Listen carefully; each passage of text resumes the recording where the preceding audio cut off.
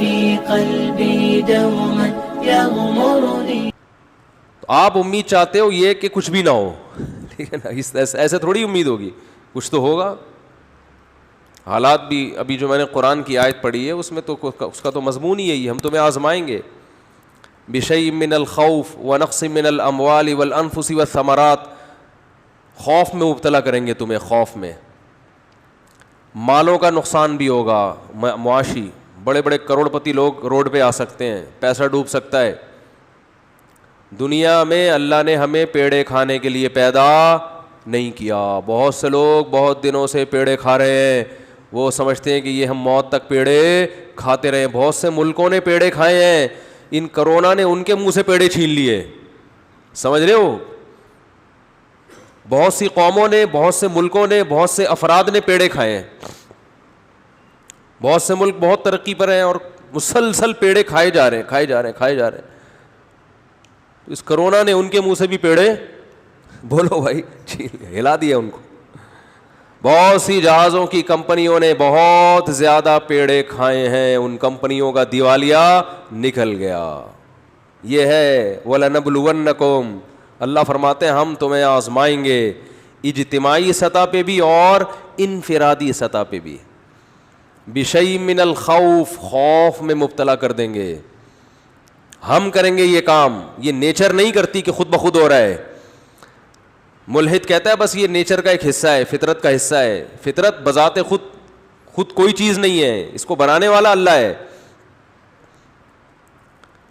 بشیء من الخوف والجوع, بھوک بھی مسلط کریں گے, معاشی نقصان. ونقص من الاموال والانفس, مال کا نقصان, جانوں کا نقصان, انسانی ہلاکتیں ہوں گی.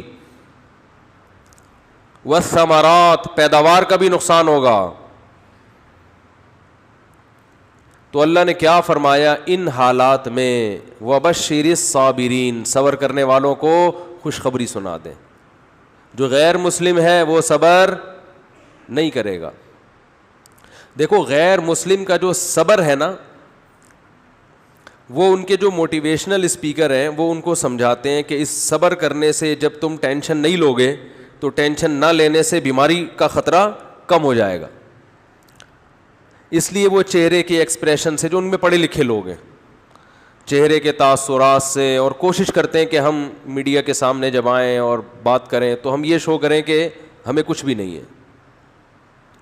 اندر اندر سے گھل رہے ہوتے ہیں وہ.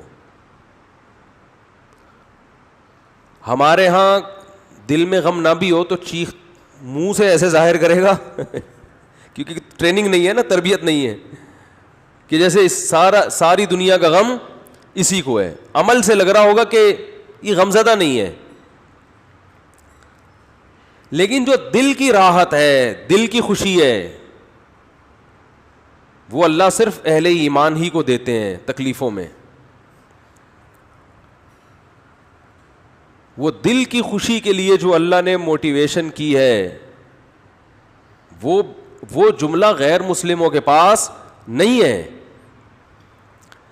فرمایا وبشر الصابرین, صبر کرنے والوں کو خوشخبری سنا دے. خوشخبری, جو ان غموں میں صبر کرے گا.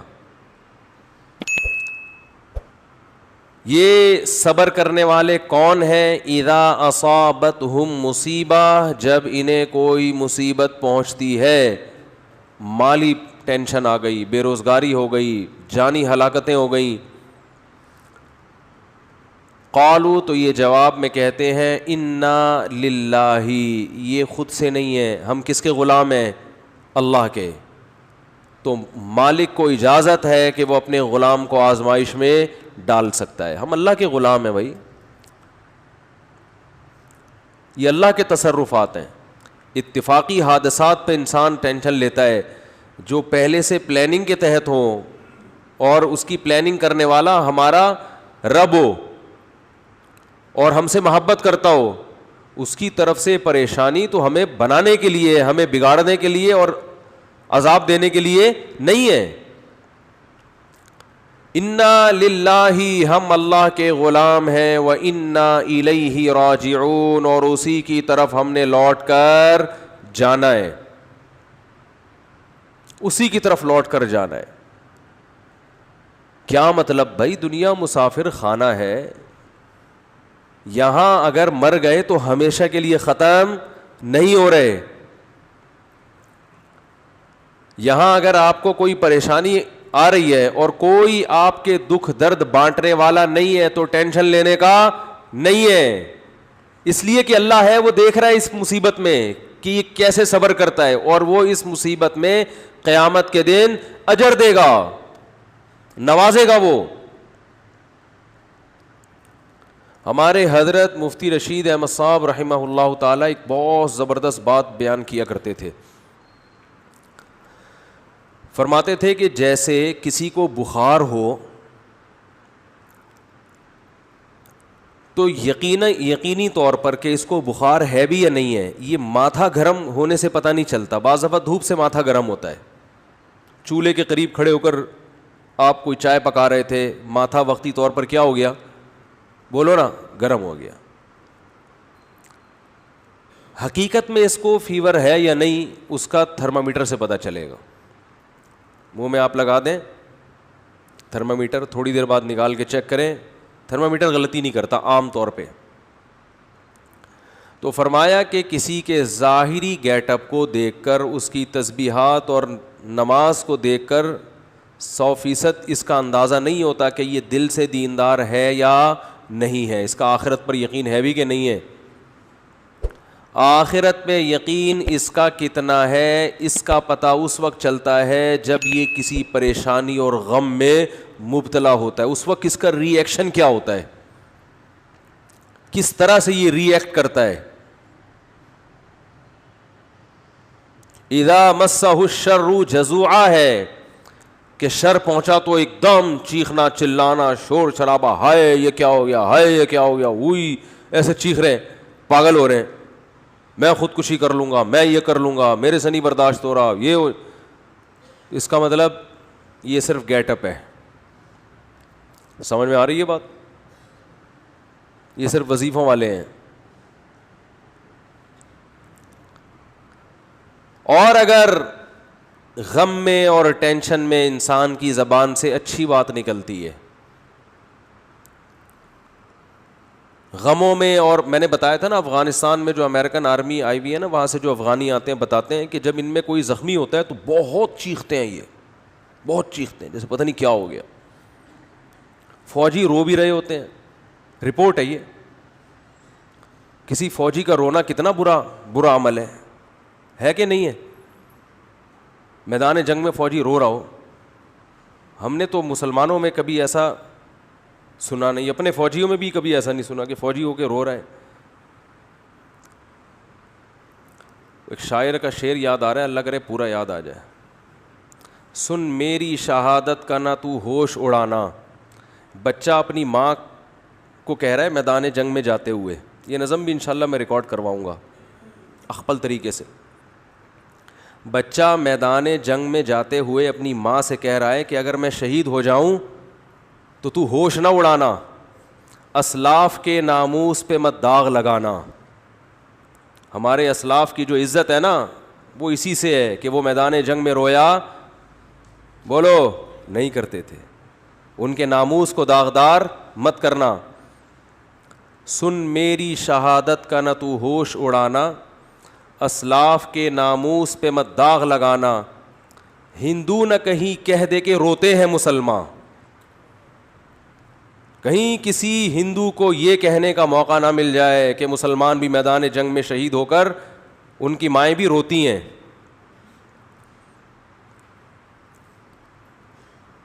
پھر کہتا ہے کٹ جاؤں مقتل میں تو اف تک نہیں کہنا.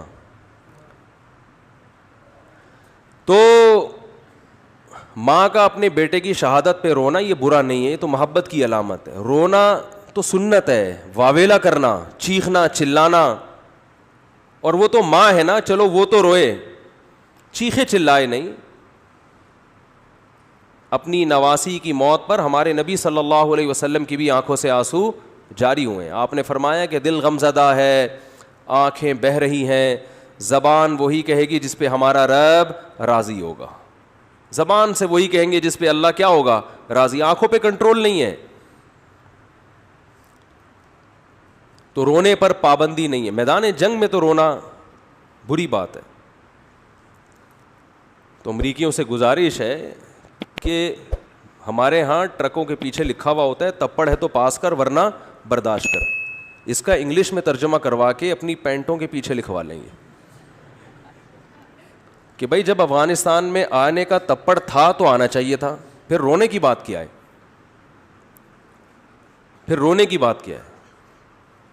اور اگر آ کے رونا ہی تھا تو پھر آنے کی چندہ ضرورت نہیں تھی. آپ سپر پاور ہو, آپ نے دنیا میں بےزتی کروا دی. آپ نے نہیں, یعنی آپ کے فوجیوں نے. تو ان کو چاہیے کہ ہمارے ہاں ٹرکوں کے پیچھے لکھا ہوتا ہے, اس کا کوئی انگلش میں ترجمہ کروا کے اگر شائع کر دے تو یہ بہت زبردست. ٹرکوں کے پیچھے, رکشوں کے پیچھے جو آپ کو اقوال ملیں گے وہ جمعے کے بیانات میں, اتوار میں نہیں ملیں گے آپ کو. حقیقت بتا رہا ہوں, بڑے سبق آموز باتیں ہوتی ہیں اس میں. تو اگر اوباما یہ پڑھ لیتے محترم, تو میرا خیال ہے یہ جرت اور ہمت نہ ہوتی. تو وہاں جو افغانی لوگ بتاتے ہیں کہ جو امریکن سے لڑنے والے لوگ ہیں ان کے جب گولی لگتی ہے تو ان کا ریئیکشن الگ انداز سے ہوتا ہے, امریکن کے جب لگتی ہے تو وہ پاگلوں کی طرح عجیب سے چیخ رہے ہوتے ہیں, چلا رہے ہوتے ہیں, وہی کیا ہو گیا. تو ان کا چیخنا بالکل درست ہے, اس لیے کہ ان کے سامنے آخرت نہیں ہے. ان تکونوا تعلمون فإنهم يعلمون كما تعلمون وترجون من الله ما لا يرجون. اللہ فرماتے ہیں اگر تمہیں, اہل اسلام سے اللہ خطاب کر رہے ہیں, میدان جنگ میں تمہیں اپنے ملک کے دفاع میں لڑتے ہوئے اگر تمہیں زخم پہنچتے ہیں تو ان کو بھی تو زخم پہنچتے ہیں. اس کو زخم پہنچ رہے ہیں پھر بھی لڑ رہا ہے اور تم میدان میں پیچھے ہٹ جاؤ. وَتَرْجُونَ مِنَ اللَّهِ مَا لَا يَرْجُونَ, جبکہ تم اس زخم پہ اللہ سے وہ امیدیں لگا کے بیٹھے ہوئے ہو جو تمہارا مخالف امیدیں لگا کے نہیں بیٹھا. تمہارا مخالف صرف گورنمنٹ سے مختلف قسم کے الاؤنس لینے کی امیدیں ہیں اس کو, کہ میں زخمی ہو جاؤں گا اتنے پیسے ملیں گے, میری ٹانگ ٹوٹ جائے گی لکڑی کی جرمنی سے ٹانگ لا کے لگوا دی جائے گی, بس. ان کو اپنے حکمرانوں سے امیدیں ہیں اور مرنے کے بعد تو وہ بھی نہیں ہے. میدان جنگ میں مر گئے تو اب کیا کس توپوں کی سلامی قبر پہ دی جائے یا 25 توپوں کی, اس سے مردے کو کیا فائدہ ہے. وہ کہے گا مجھے تو مار دیا نا. کہتے ہیں اس کے لواحقین کو نواز دیں گے. تو لواحقین کو نواز کے, یہ بھی تو اپنے لواحقین میں سب سے پہلے تو یہ تھا, لواحقین کے لیے اپنے آپ کو ہی مروا دیا. وہ کہے گا یار اتنا پروٹوکول تو میں زندگی میں لواحقین کو نہیں دیتا تھا. تو یہ مزیداری نہیں ہے, مزیداری ہے ان تکونوا تعلمون فإنهم يعلمون كما تعلمون وترجون من الله ما لا يرجون. خدا کی قسم قرآن کی اس ایک آیت نے ایسا مسلمانوں کو موٹیویٹ کیا ہے اپنے قوم کے لیے, اپنے ملک کے لیے, اپنے مذہب کے لیے لڑنے کا, ایسی آگ بھری ہے. اللہ فرماتے ہیں اگر تم زخمی ہوتے ہو تو انہیں بھی تو زخم پہنچتے ہیں. وہ تھوڑی جیسے آتے ہیں ویسے کے ویسے, کچھ تو تم نے ان کو بھی مارا ہوتا ہے. اس کے باوجود وہ میدان میں اتر رہے ہیں. حالانکہ ترجون من اللہ ما لا یرجون, تمہیں اللہ سے وہ امیدیں ہیں جو ان کو نہیں ہے. اور تمہیں اللہ سے کیا امیدیں ہیں؟ آپ صلی اللہ علیہ وسلم نے فرمایا جس کے میدان جہاد میں زخم لگا, قیامت کے دن وہ زخم بہتا ہوا ہوگا اور اس کے خون کی رنگت خون جیسی اور اس کی خوشبو مشک جیسی ہوگی. اسی طرح آئے گا قیامت کے دن. شہید کے خون کا قطرہ زمین پہ گرنے سے پہلے اللہ اس کے گناہوں کو معاف کر دیتے ہیں. ہم نے تو شہداء کے خون کی خوشبو اپنی ناک سے سونگھی. اللہ نے تو ہمیں یہ آیتیں اور یہ حدیثیں یہ دنیا میں نظارہ کرا دیا. ہمیں کیسے کوئی لبرل اور ملحد یہ کہہ سکتا ہے کہ یہ حدیثیں معاذ اللہ غلط ہیں؟ ہم نے تو بھائی اپنی ناک سے سونگھی ہے. ابراہیم علیہ السلام نے اللہ سے پوچھا کہ اے اللہ تو مردوں کو زندہ کیسے کرے گا قیامت کے دن, یہ تو بوسیدہ ہڈیاں ہو کے مر کے ختم. تو اللہ نے فرمایا اولم تؤمن, کیا میری باتوں پہ یقین نہیں ہے؟ قال بلا, اللہ کیوں نہیں ہے, تو نے کہہ دیا بس یقین ہے, لیکن ذرا دکھا دے تو اور اطمینان ہو جائے گا. اللہ نے فرمایا خذ اربعۃ من الطیر، 4 پرندے لو، فصرہن الیک، ان کو آوازوں سے مانوس کریں، کسی آواز سے مانوس کر دیا جاتا ہے دوڑتا ہوا آتا ہے. ثم اجعل علی کل جبل منہن جزءا، ان کو ذبح کر کے قیمہ بنا کے ٹکڑے کر کے مکس کر کے چاروں طرف جو پہاڑ ہے نا ان کی پہاڑیوں کے کونوں پہ چوٹیوں پہ رکھ دیں. ثم ادعوہن، پھر جس پرندے کو جس آواز سے مانوس کیا ہے وہ آواز نکالیں. یاتینک سعیا، وہ پرندے دوڑتے ہوئے ابراہیم علیہ السلام کی طرف آئے، دوڑتے ہوئے، سارے بوٹیاں اڑ اڑ کے زندہ ہوئے، پورے پر اور پورا پرندہ بنا اور ابراہیم علیہ السلام کی طرف دوڑ رہا ہے. تو جس پیغمبر نے یہ منظر اپنی آنکھوں سے دیکھا ہو، انہیں کبھی کوئی وسوسہ ہوگا اللہ کی باتوں میں کہ میں قیامت کے دن مردوں کو زندہ کروں گا؟ تو بھائی ہم نے تو شہداء کے خون کی خوشبو اپنی ناک سے سونگھی ہے، اور میں نے نہیں، بہتوں نے سونگھی ہے، بہت سو سے آپ تصدیق کروا سکتے ہیں. اس میں ڈرامے بھی ہوتے ہیں، میں مانتا ہوں، آج کل تو جو مر رہا ہے خوشبو آ رہی ہے. تو اس میں جو کرامتیں ہوتی ہیں نا، اس میں جھوٹی خبریں بہت پھیلتی ہیں، لوگ اپنے بڑوں کو سے عقیدت میں غلو کی وجہ سے ان کو بہت اوپر چڑھا دیتے ہیں، لیکن جو مشاہدہ ہے اس کا تو انکار نہیں ہو سکتا. ہم نے تو خود مشاہدہ کیا، اور ایک کا نہیں کیا ہے، بہت سو کا کیا ہے. تو وَبَشِّرِ الصَّابِرِينَ، میں عرض کر رہا تھا کہ تھرمامیٹر کیا ہے کہ جب کوئی پریشانی آتی ہے تو کیا کرتے ہیں؟ صبر. جیلوں میں لوگوں کی زندگیاں گزر گئی، صبر کر رہے ہیں، منہ سے ان کی کبھی ناشکری کا لفظ ادا نہیں ہوتا. بھائی اللہ اسی پہ راضی ہے. آج آپ دیکھیں کسی خاتون کے چھوٹے بچے کا انتقال ہو جائے، کیسا چیختی چلاتی ہیں، ایسا روتی پیٹتی ہیں، ایسا ڈپریشن، ایسی اسٹریس. وہی ہے کہ ہر آدمی بس اس دنیا میں پیڑے کھانے میں لگا ہوا ہے کہ سارے مزے اڑانے ہیں، کوئی ٹینشن نہیں ہو. میری دادی کی اللہ مغفرت فرمائے، انہوں نے مجھے بتایا کہ ان کے 8 یا 9 بچے 7 اور 8 سال کی عمر کو پہنچ کے مرے ہیں.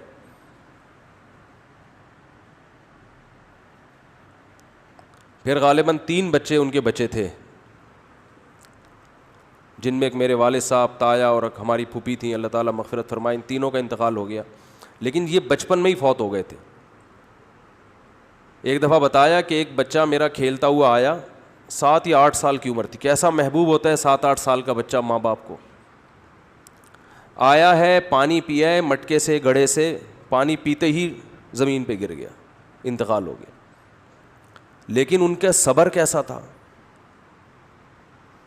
بس روتی تھیں، ما قدر اللہ، جو اللہ کی طرف سے مقدر ہے. آج ایسے پاگل ہو جاتے ہیں، ایسے بوکھلا جاتے ہیں. طلاقوں کا ریشو بھی اسی لیے کہ ایک دوسرے کو برداشت کر ہی نہیں رہے ہیں. پہلے رشتے وجود میں آتے تھے، میاں میں خرابی ہے، عورت برداشت کرتی تھی، چلو بھائی چلاؤ گزارا چلاؤ. عورت میں خرابی ہے، میاں برداشت کرتا تھا، یار گزارا ہے، سارے مزے دنیا میں تھوڑی ہوں گے. اب نہیں بھائی، عورت کو میاں پورا ایکوریٹ چاہیے، بالکل سر کے بال سے لے کے پاؤں کے ناخن تک ریموٹ کنٹرول کی طرح وہ اس کے اشاروں پہ چلتا ہو.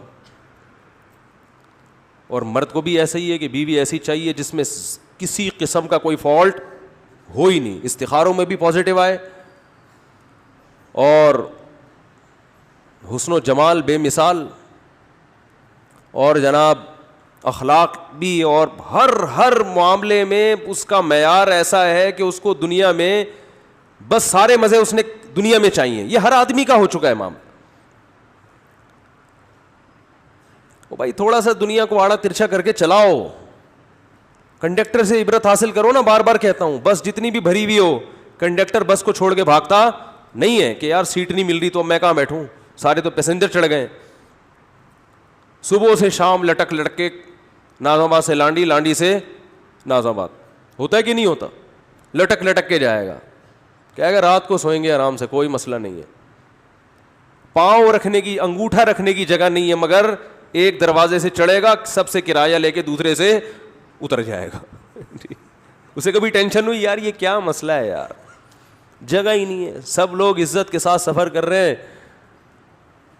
اور وہ باس جو ہے وہ تو ڈرائیونگ کی سیٹ پہ بیٹھا ہوا ہے مزے سے, اور میری حالت دیکھو یار, مجھے تو جگہ ہی نہیں مل رہی, جاؤ میں نہیں جا رہا. وہ کہتے کوئی بات نہیں یار, پیسے جب آئیں گے نا جیب میں اتنے سارے, تو اڈے پہ رات کو سوئیں گے آرام سے. پھر ان کو نیند بھی ٹائٹ آتی ہے, ان کو جگہ نہ بھی ملے بس کی چھت پہ سو جاتے ہیں, یہ ریڑیوں پہ سو جاتے ہیں, میں نے دیکھے ہیں. جگہ نہیں ملی, ریڑی لگی ہوئی ہے, کوئی پھل والا اپنی ریڑی چھوڑ کر چلا گیا, صبح دوبارہ سے پھل ڈالوں گا, 2-4 گلے سڑے سیب رہ گئے تھے سائڈ پہ لگایا, سو گئے. طبیعت سے سوتے ہیں مزے سے. وہ ٹینشن برداشت کر رہا ہے کہ بھائی پیسہ آ رہا ہے, تو بھائی ہم اور آپ بھی برداشت کر لیں کہ اجر آ رہا ہے اللہ کی طرف سے, ثواب مل رہا ہے, آخرت میں ذخیرہ ہو رہا ہے. رسول اللہ صلی اللہ علیہ وسلم نے ارشاد فرمایا, ان اللہ اذا احب قوما ابتلاہم, اللہ تعالیٰ جب کسی سے محبت کرتے ہیں اسے آزمائش میں ڈال دیتے ہیں. ایسا بھی ہوتا ہے. فمن صبر فلہ الرضا, پھر ان آزمائشوں میں جو صبر کرتا ہے اللہ اس سے راضی ہو جاتا ہے. کہتے ہیں آزما لیا. پیغمبروں کو جو اللہ نے آزمایا تو کیسے خطابات دیے. نعم العبد, ایوب علیہ السلام کے بارے میں فرمایا کیا خوب بندہ, ساری زندگی بیماریوں میں گزر گئی, ایک لفظ زبان سے ناشکری کا نہیں نکلا. نعم العبد, یہ اللہ کی طرف سے القابات ملتے ہیں. جیسے ہم لوگ خطاب دیتے ہیں نا, کسی کو بہادری کا خطاب دے دیا, بہادر خان نام رکھ دیا, کسی کو حکیم الامہ کا نام ہم نے دیا, کسی کو قائد اعظم کا نام دیا, کسی کو مادر ملت کا نام دیا, مختلف قسم کے لقب ہم دیتے ہیں ان کی کارکردگی سے متاثر ہو کر. اللہ بھی دیتا ہے لقب, نعم العبد, کیا خوب بندہ. صحیح ہے نا, کیا خوب بندہ تھا میرا, صبر کی وجہ سے. وَإِذِ ابْتَلَىٰ إِبْرَاهِيمَ رَبُّهُ بِكَلِمَاتٍ, سورہ بقرہ, فرمایا اس وقت کو یاد کرو جب ابراہیم کو اس کے رب نے چند چیزوں میں آزمایا, وہ بھی آزمائشیں آئیں ان کے اوپر. فَأَتَمَّهُنَّ, ابراہیم ان آزمائشوں میں پورے نہیں اترے, کامیاب نہیں ہوئے, بہترین طریقے سے کامیاب ہوئے. اتمہن, بہترین طریقے سے ان آزمائشوں میں کامیاب ہوئے. کیسا آزمایا؟ اللہ ہم سب کی حفاظت کرے, ہماری اولادوں کی حفاظت کرے. اگر کسی کی ڈیتھ ہو جائے تو ہمارا ری ایکشن کیا ہوتا ہے, لیکن ابراہیم کو حکم دیا جا رہا ہے علیہ السلام کو, خود ذبح کرو اپنے ہاتھوں سے بچے کو. بتاؤ, اللہ کی طرف سے کسی کی موت ہو جائے, یہ بڑی آزمائش ہے. یہ باپ کو خود حکم دیا جا رہا ہے خود کاٹو گلا, یہ تو بہت بڑی آزمائش ہے. میں نے کہا کوئی بات نہیں بھئی, اللہ ویسے بھی تو مار سکتا ہے, میرے ہاتھوں کٹوا رہا ہے, میں کاٹ دوں گا اس کو. ان تمام آیات اور احادیث سے پتہ چلتا ہے کہ اللہ انسانوں کو اپنا غلام دیکھنا چاہتا ہے, اور غلامی کی صورت میں ہی دیکھنا چاہتا ہے کہ فنڈر بننے کی کوشش, بولو, مت کرو, فنٹر نہ بنو. جیسے جیسے میں تمہارے ساتھ کر رہا ہوں بس تم نے صبر کرنا ہے, شکر کرنا ہے. ہاں, خود سے آزمائشیں اللہ سے نہ مانگو, خود سے ایسے کام نہ کرو جس سے آزمائشیں تم پر آئیں, یہ پھر اللہ کی مدد بھی نہیں ہوتی, ثواب بھی نہیں ملتا.